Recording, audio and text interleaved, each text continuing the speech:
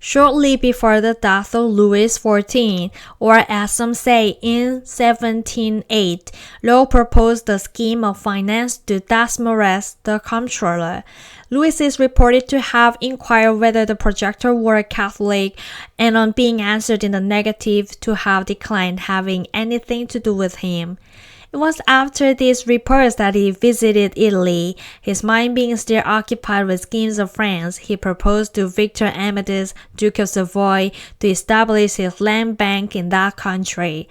The Duke replied that his dominions were too circumscribed for the execution of so great a project, and that he was by far too poor a potentate to be ruined. He advised him, however, to try the King of France once more, for he was sure, if he knew anything of the French character, that the people would be delighted with a plan, not only so new, but so plausible.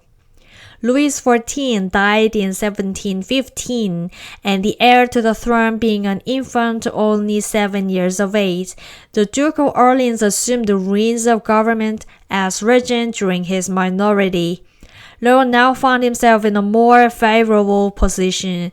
The tide in his affairs had come, which, taken at the flood, was to waft him on to fortune.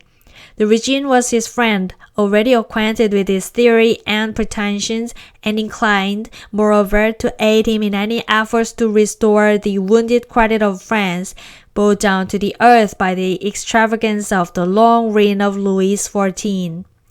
Hardly was the monarch laid in his grave ere the popular hatred, surprised so long, burst forth against his memory. He who during his life had been flattered with an excess of adulation to which history scarcely offers a parallel, was now cursed as a tyrant, a bigot, and a plunderer. His statues were pelted and disfigured, his effigies torn down, amid the execration of the populace, and his name rendered synonymous with selfishness and oppression. The glory of his arms were forgotten, and nothing was remembered but his reverses, his extravagance, and his cruelty. The finances of the country were in a state of the utmost disorder. A profuse and corrupt monarch, whose profuseness and corruption were imitated by almost every functionary, from the highest to the lowest grade, had brought France to the verge of ruin. The national debt amounted to 3,000 millions of livres, and the revenue to 145 millions, and the expenses of government to 142 millions per annum, leaving only 3 millions to pay the interest upon 3,000 millions.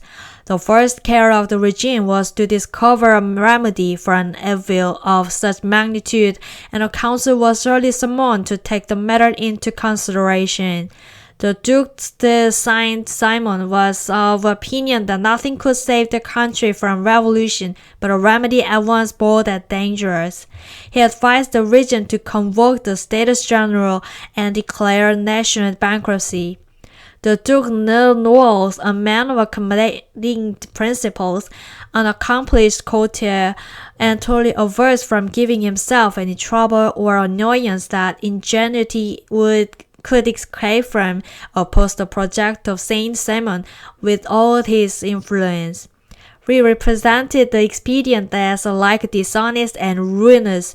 The regent was of the same opinion, and this desperate remedy fell to the ground.